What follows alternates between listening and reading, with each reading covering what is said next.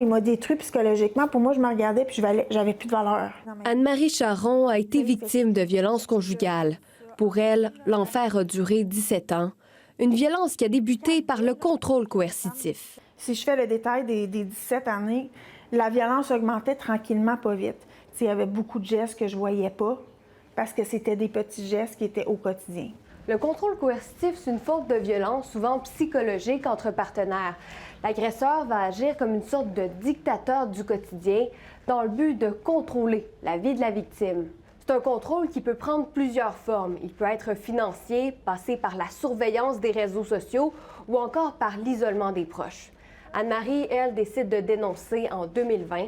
Alors qu'elle est déjà séparée, une visite de son ex-conjoint vire au cou. Ce fut la dernière fois qu'il me touchait. Le père de ses enfants a été condamné pour les gestes qu'il a commis.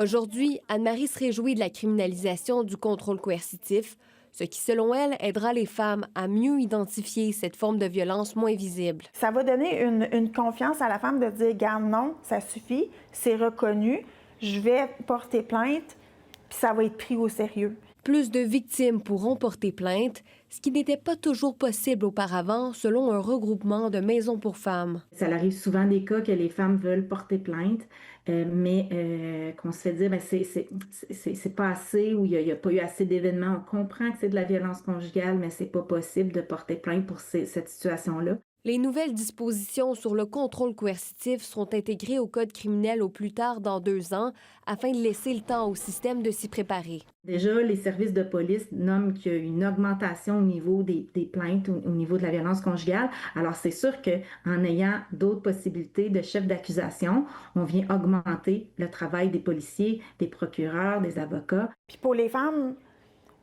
je leur souhaite, puis c'est pour l'avoir vécu, il faut qu'ils se rendent jusqu'au bout pour aller retrouver leur liberté. Malgré les délais anticipés, Anne-Marie Charron martèle l'importance de dénoncer. Ici Charlotte Tremblay, Radio-Canada, Ottawa.